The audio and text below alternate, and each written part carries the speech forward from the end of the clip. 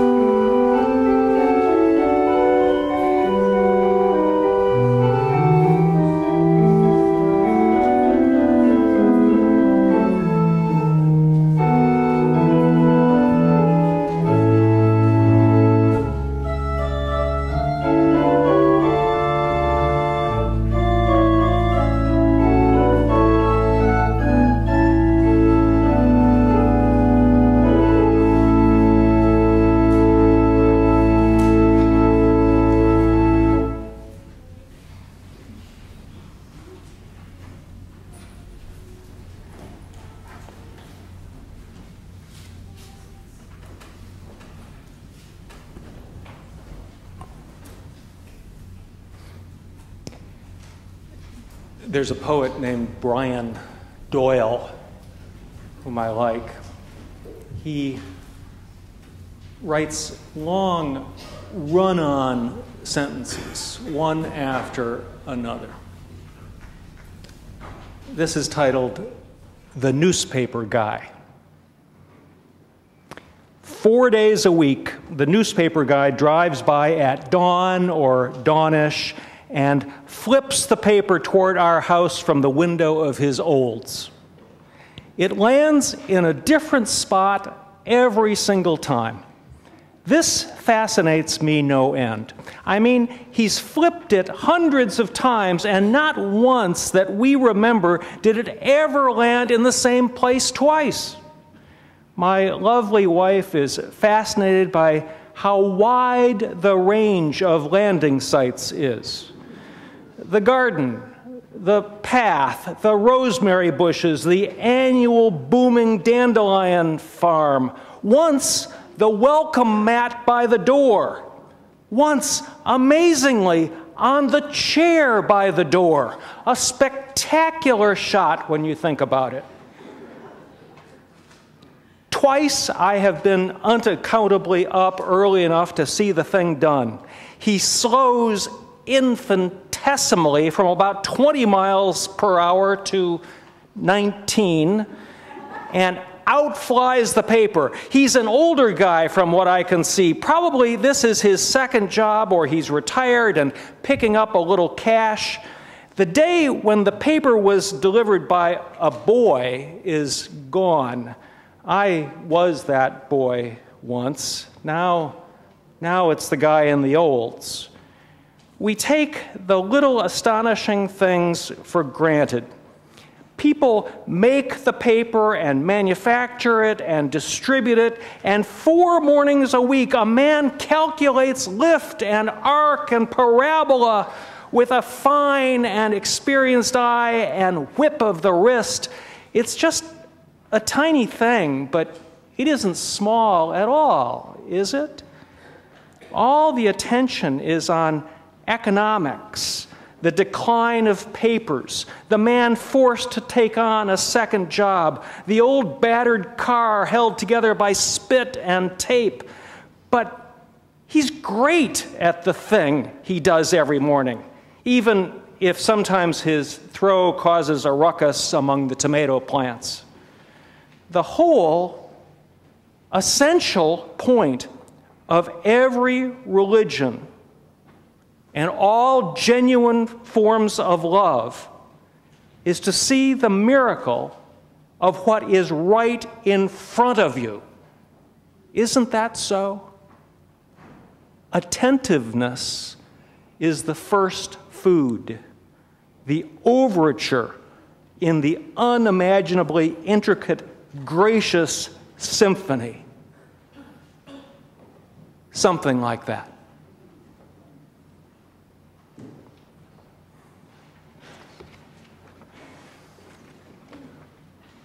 My life flows on in endless song. Our hymn is number 108.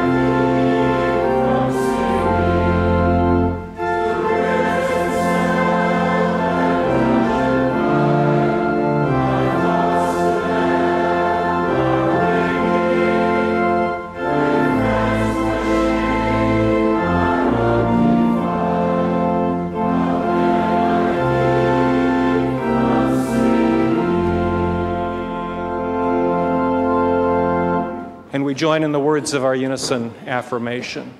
Love is the spirit of this church, and service is its law. This is our great covenant, to dwell together in peace, to seek the truth in love, and to help one another. So be it.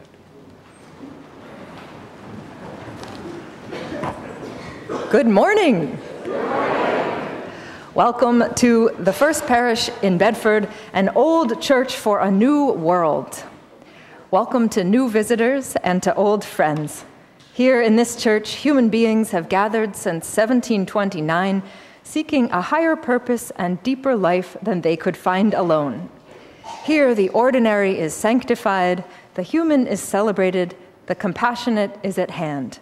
Our unity is in our diversity, and you are welcome wholly and completely just as you are. If you're with us for the first time, you could always find a little blue connection card in your pew and leave it in the offering basket later, or connect with an usher at the door or a minister after the service, anyone on the membership committee who you will see in just a moment. We're always eager to greet and welcome new folks. One of the ways that the membership committee is doing that now is new. They are instituting something new to make community hour a little bit more inviting. It can be intimidating to be brand new at coffee hour, community hour, and wonder, will anyone talk to me? So if you are a newcomer at First Parish, or you have questions, or you'd like to meet other members, you can look for someone holding a brand new red mug at community hour. And the folks holding them will be looking for you and happy to introduce you to other members and answer any questions that you might have. In the back of your order of service, you'll find an announcement section. A couple things to take note of. Parish Council meets today at 11:45 up in room 202, the Overlook Room. Childcare is available. This is for committee chairs and other people who are representing committees. It's a great way to cross-pollinate around here. Today is also the newcomers' welcome at the parsonage, and that's from 2 to 4 p.m. If you're really new around here, it's a chance to connect with the ministers and membership committee folks and to see where John lives, which is in a parsonage owned by the church. And I rent, so it's not as exciting. You can come to my house, but let's see. This year's stewardship campaign has a target of $470,000.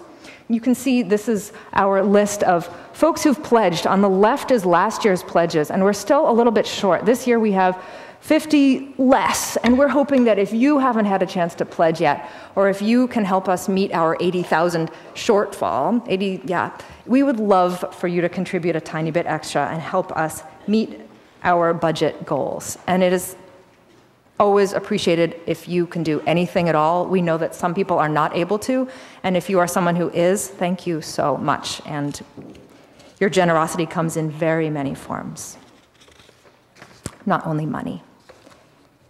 All right, speaking of new members around here, how about if the membership committee folks come forward, and our parish clerk, Rebecca Green-Neal, and John's here as well. And if you can just come on forward up here and stand right here. Here in this church, human beings have gathered for centuries seeking a higher purpose and deeper life than they could find alone. We never really know what combination of fate and will it is that brings certain people together in this world. But we believe that membership in this church calls each of us here to celebrate the choices and circumstances that have drawn us together, and to regard each one of us as a spiritual friend and potential teacher, even of occasionally hard lessons. The relationships we form at First Parish are based on the needs we all share as members of the human family, needs that render each of us vulnerable and therefore reliant on each other's patience and goodwill. As members of this church, we pledge to be guardians of each other's humanity, to respect the ultimate privacy of each person's struggle, and to believe in each one's inherent dignity. As we call your names, would the new members currently present please come forward so that we can beam our love at you properly? Deb Edinger, Betsy Gardella, Webb Tilney, Dylan Bradford, Todd Nichols, Jofi Jakobfi, and Susan Lahotsky, just signed this morning. Right here.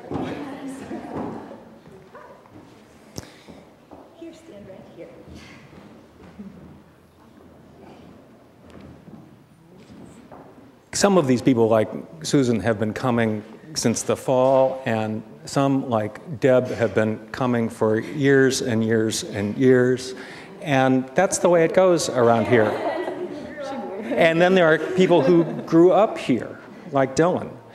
And you are the only person who can determine when you're ready to be a member. And nonetheless, members are the owners of this congregation. Actually, we are owned by our mission, but members are the ones who are responsible for making our mission real. And so we pause and we acknowledge these new members, and we give them flowers, and we give them flaming chalice pins, complete with price tags on them. And probably we give them pledge cards as well. And then a while ago, the Unitarian Universalist World magazine published a special issue of their magazine, particularly for newcomers. And you're welcome to this, whether you're a new member or not. If you'd like to have a copy of this, it is available to you as well. But that too is in our package of swag. Not to mention Harry Potter's Bertie Bott's every flavor beans. Now, Megan, how did we get into giving these things away? I mean, you know what these things are, don't you? These are the things that have a variety of flavors that are things like banana. I think the idea was you never know what you're going to get around here. You could get a marshmallow or a rotten egg. Wow. Tutti Frutti or booger. Congratulations. Congratulations, and best of luck to you. And I always say about the flaming chalice pins, and actually in the sermon I'll have a little bit more to say about flaming chalices, but we do give a pin, and the one and only rule is that that is to be worn someplace. It is not to go into that bowl on your kitchen counter with all that, you know, crud in it. And it's not to go in the back of your sock drawer, but it is to be worn on some article of clothing that you will see once in a while and be reminded of what it means. We are so proud of this congregation. We are so thankful for your decision to be a member of this congregation. And whenever there are new members, it is something for us to live up to. We have a mission, we have purposes and principles, and you remind us that these are to be taken seriously. And we appreciate your confidence, we appreciate your hope, and together we will try to live into our promise and our possibility. And let's see, it says here, please join us in welcoming our newest members into the fellowship of this community. Yes!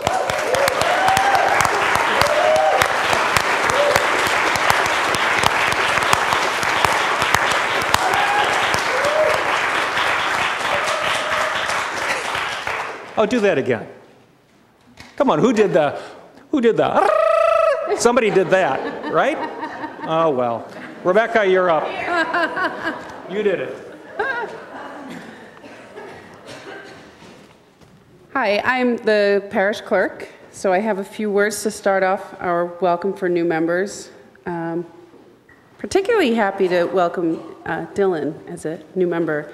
You notice on the back of your order of service there's a page from the 90s, 1995 to 97, and that's when I signed the book as a first parishioner who grew up here as well, so this is particularly nice to see.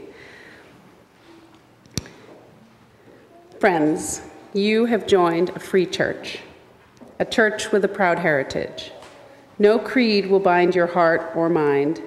Live and speak as freely as you are able, with charity, integrity, and courage.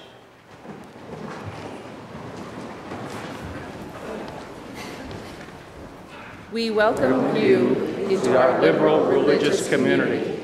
In the light of truth and the warmth of love, we gather to seek, to sustain, and to share. Let us worship together in such affection that our differences strengthen one another. So there. One more time.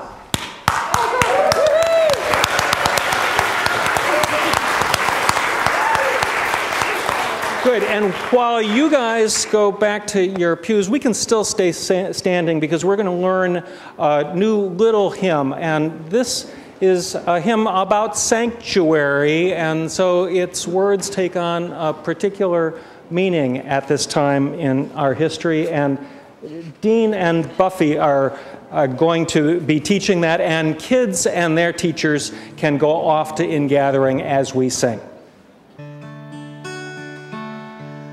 Love, prepare me to be a sanctuary,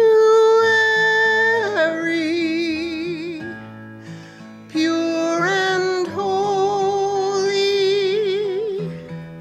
tried and true, with thanksgiving I'll be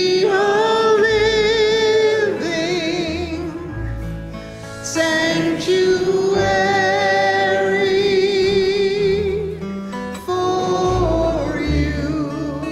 Love, prepare me. Love, prepare me to be a sanctuary, to be a sanctuary, pure and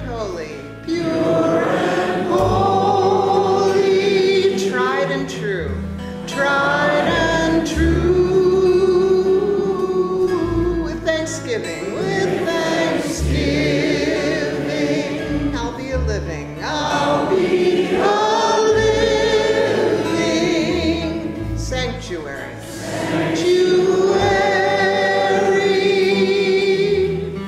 for you. One more time. Love, prepare me to be a sanctuary,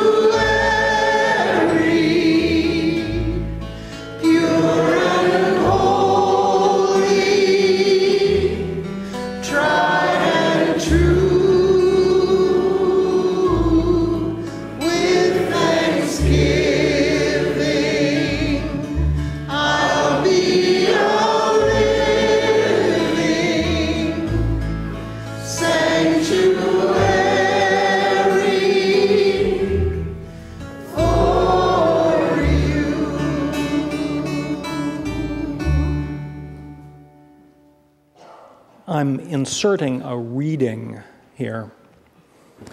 And I should tell you that a few weeks ago, I preached at the installation service of the new minister at the First Parish in Lexington. Ann Mason is her name.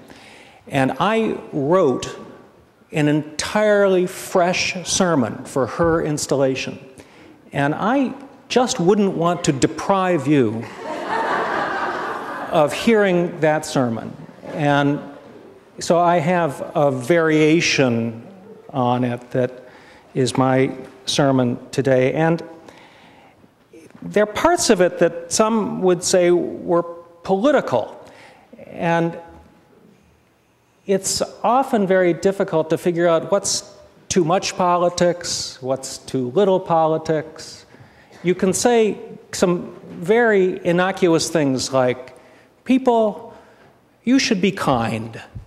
People, you should be humble. And someone is going to say, you know, that's an awfully political, partisan statement, you know? I mean, how can you say such a thing? And that reminded me of something that was written by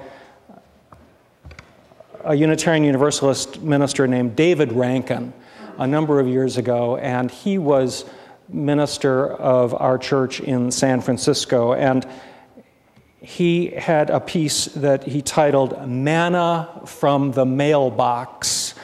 Dear Pastor, these are letters that he has received. Dear Pastor, I hate churches and ministers Could I see you on Thursday? I have a problem. Dear Reverend, I am pregnant. My husband is cheating with another woman. I know, because he is not the father of my child. Could you help?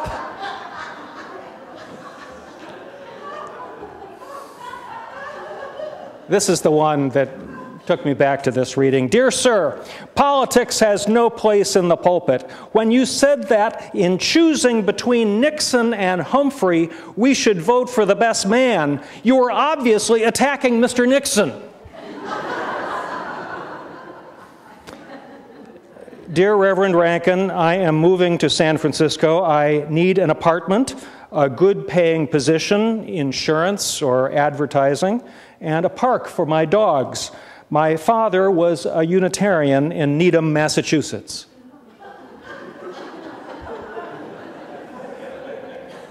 Dear David, could you speak louder on Sunday mornings? Those of us who always sit in the back cannot hear. Freely we have received, freely give for the good work of this congregation. Our offering will now gratefully be received.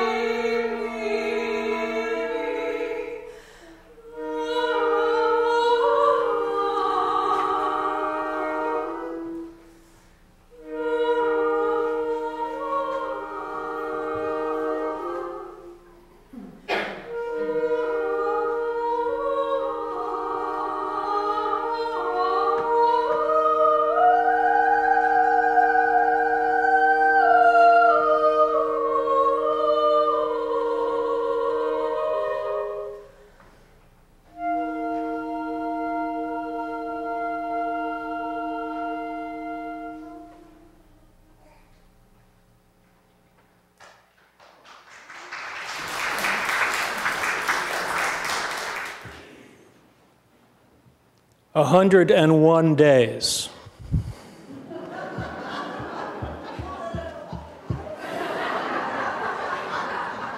101 Dalmatians. 101 damnations. These cataclysmic, catastrophic days, I find myself looking for hidden meaning almost everywhere. In our hymns, for example. We started this morning by singing, "My life flows on in endless song." And I ask, does my life flow on in endless song above earth's lamentation? Do I hear the real, though far off, hymn that hails a new creation? Can we keep from singing? Folks, you may recall after the cataclysm and catastrophe of 9/11 how freighted were the words of our hymns. Words about war and peace were charged with meaning. There are people in this room today who first came to church that Sunday after 9/11, and there are people in this room today who first came to church the Sunday after Election Day. And now, again, I find myself pondering things about which heretofore I gave little thought, or indeed about which I may have been a bit cynical. For example, I grew up a Unitarian and a Unitarian Universalist long before we adopted the 7 principles. Raise your hand if you know what I mean by the 7 principles. Most of you do, but not all of you, and that's okay. But for some Unitarian Universalists these days, the 7 principles are practically tattooed on their brain. And I'm sure I can name a few of them, but if you say, "Quick, what is the 3rd principle?" I'm not sure. I even know a somewhat cynical former UUA president who also happens to be our very own affiliated community minister, who once said that he thinks that these 7 principles are a tautology. A tautology. They're almost meaningless. Like, who could possibly disagree with this? These days, I take a different view, and if you would please take out your hymnals and turn about 5 pages in, and we're going to read the principles together. But let's pause after each of the 7 because I have a question to ask. About 5 pages in. It says, "We, the member congregations of the Unitarian Universalist Association, covenant to affirm and promote," and then let's read the first one together, "the inherent worth and dignity of every person." And here's my question. Who could possibly disagree with that? Can you think of anyone who would disagree with that? Number 2, let's read it together. "Justice, equity, and compassion in human relations." Now, who could possibly disagree with that? Number 3, together, "acceptance of one another and encouragement to spiritual growth in our congregations." Who could possibly disagree with that? Number 4, "a free and responsible search for truth and meaning." Who could possibly disagree with that? Number 5, "the right of conscience and the use of the democratic process." Who could possibly disagree with that? The 6th, they're not tattooed on my brain, so, you know, we get them more or less right. Number 6, "the goal of world community with peace, liberty, and justice for all." Who could possibly disagree with that? And then finally, the seventh, together, respect for the interdependent web of all existence of which we are a part. Who could possibly disagree with that? I am pretty sure that we can think of some rather powerful people who would disagree with every one of our 7 principles. Those principles are not a tautology. They are not meaningless. Indeed, we have at least one branch of our federal government that is utterly dismissive of human dignity, reason, truth, meaning, diplomacy, science, public education, art, conscience, compassion, health care. In short, dismissive or antagonistic to civilization itself. A while ago, you heard me take note of a recent newspaper headline. "The Enlightenment had a good run." My point is that we are the religious heirs to an Enlightenment tradition that remains radically relevant if we but pay attention. It was George Orwell who said, "Seeing what is in front of one's nose is a constant struggle." I implore us to see the seemingly mundane things that are in front of our noses, like these 7 principles, and for us to enliven them, engage with them, and employ them as the tools of enlightenment and civilization that they are. On this Sunday, when we welcome new members, I encourage all of us to remember the radical, countercultural, more relevant than ever gospel of Unitarian Universalism. Over there, that flaming chalice is also under our noses. And sometimes my attitude about these chalices can also be cynical. You know, when I was a kid, we were content to have a simply printed chalice logo on humble Unitarian stationery. But then someone had to go out to their garage and weld and tinker and actually build one of these things. They never used to be physical objects. They were just a logo on stationery. And now, what happens in Unitarian Universalist churches on Sunday morning? Somebody has to go around hunting for matches and scent-free chalice oil.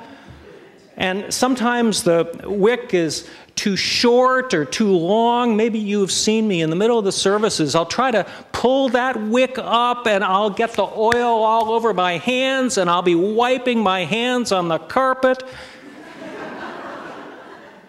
It is a miracle we have not burned down all of our churches. Burning, smoking, oily, flaming chalices are a hazard and they are a nuisance. Until I remember that that logo was first stamped on letters and documents used to rescue Jews, desperate, undocumented immigrants attempting to escape Nazi-occupied Europe. What possible relevance could such a thing have to us today? That flaming chalice is not some romantic relic. The flaming chalice is a beacon of sanctuary, sacrifice, and safety. It is subversive to tyranny. It is an insubordinate tool of resistance to oppression. Woody Guthrie, remember, put a slogan on the calfskin of his banjo: "This machine kills fascists." It may also be said That flame fights fascism. Recently, I heard someone say, if ever you wondered what you would have done had you lived in the era of the American civil rights struggle, wonder no longer, for that is the era we live in now. Last Friday, several of us were at Temple Shalom Ameth in Burlington for their annual Holocaust Remembrance Service, and while the Holocaust indeed was a unique horror, its lessons reverberate now. In the book of Esther, it is written, "If you remain silent now, all may perish." Thus, perhaps, you were brought to this moment for such a time as this, for such a time as this. To see what is in front of one's nose is a constant struggle. This church is yet another thing in front of our nose. And what is this church? Among other things, this free church is heir to the Protestant Reformation, which Martin Luther initiated 500 years ago.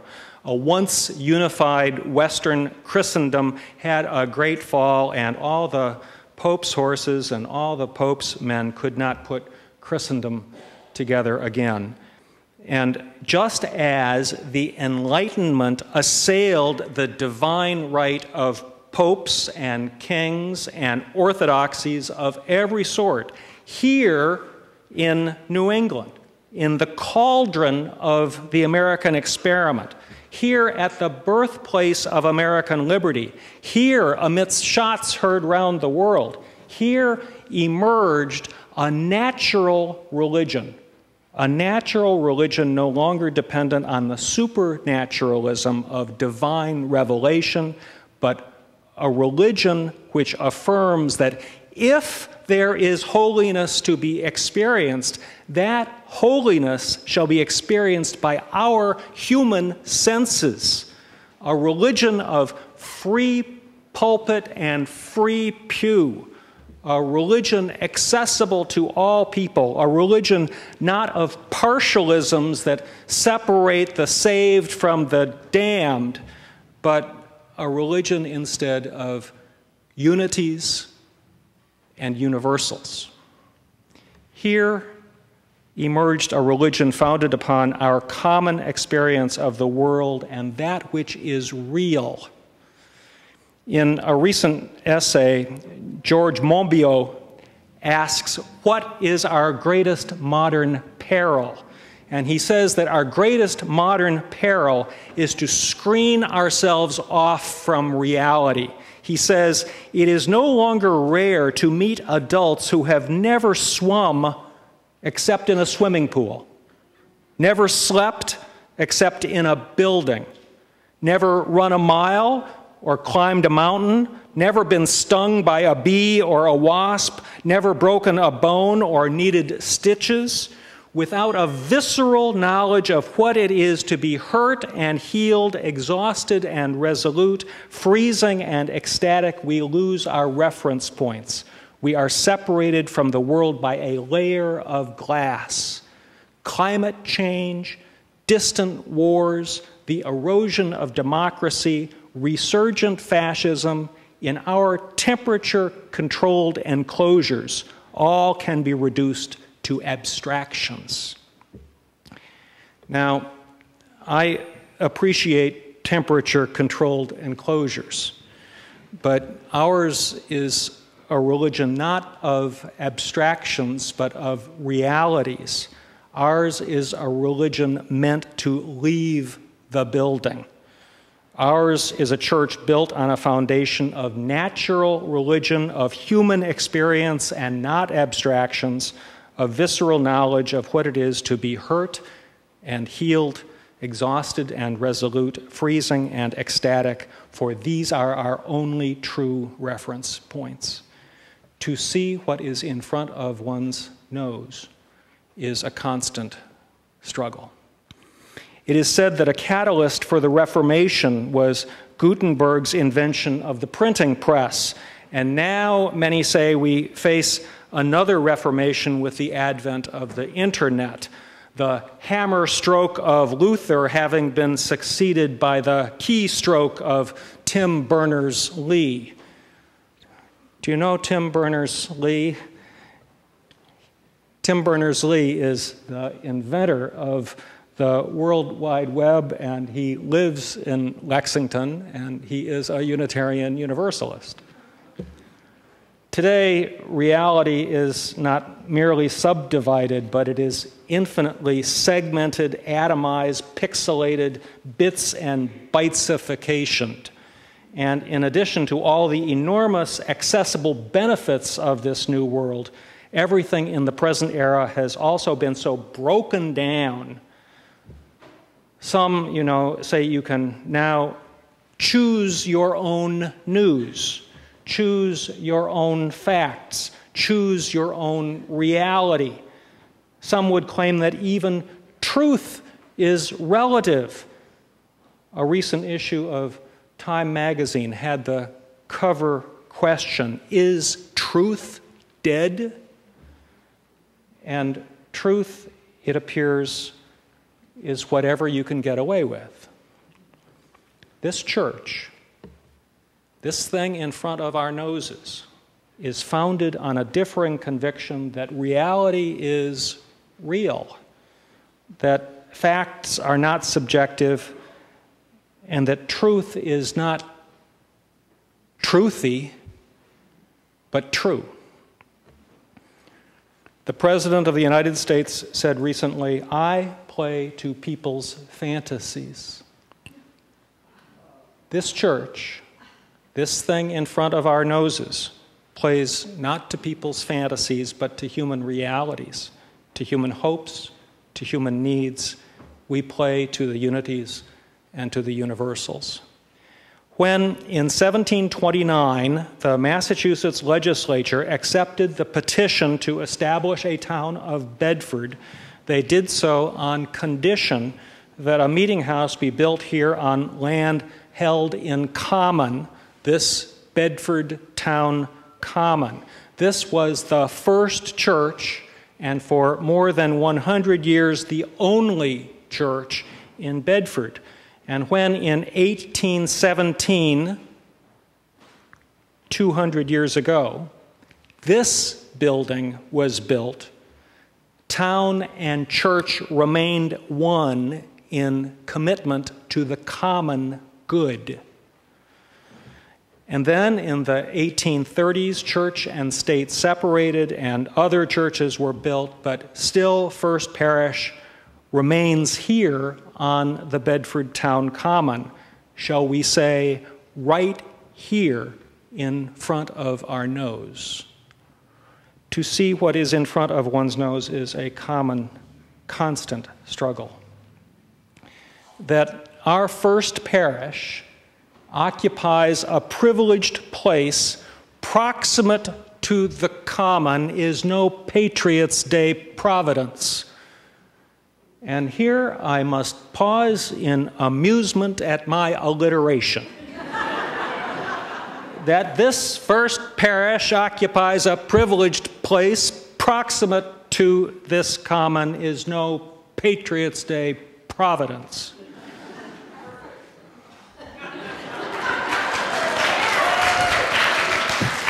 Who writes this stuff? Which, more importantly, is true. We are called, it is in the DNA of this church, to be called to public service. We are a spiritual center with a civic circumference. We are called to leave our sanctuaries of comfort and privilege and to risk engagement with the world that is in front of our nose. Our 7 principles are flaming chalice, free religion, natural religion, free pulpit and free pew, truth, reality, experience, our call to civic duty, the unities and the universals. To see what is in front of one's nose is a constant struggle. To see what is in front of one's nose is a constant struggle. Members and friends, to the struggle. Amen.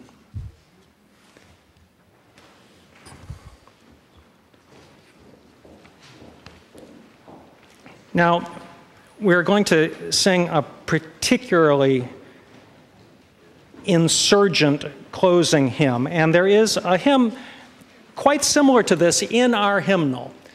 But once again, the cowardly weasels who edited our hymnal edited out the very best lines in this hymn. The very best lines, let's see, they are in the last verse where it speaks of bivouac of comrades sworn to keep our spirits free. Now, they didn't like the word bivouac, you know, it was a whimawhack, bivouac. But bivouac is a temporary place to stay, and that's what this is. This is a temporary place to stay because we've got other things to do but stay here. Bivouac of comrades, well, comrades, obviously, you know, the Russians wrote that. And so that got edited out of the hymnal. So make sure you give particular lustiness to that closing verse. Church of the Free Spirit will sing.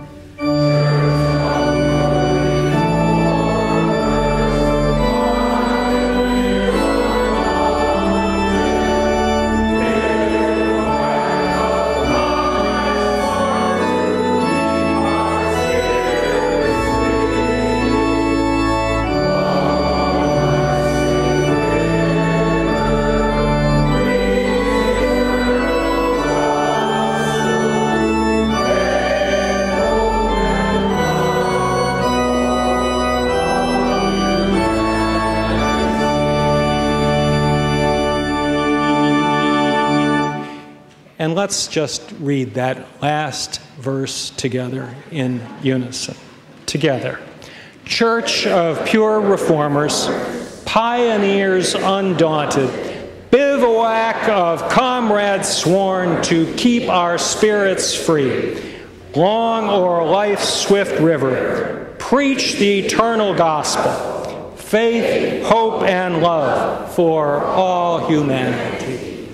So may it be.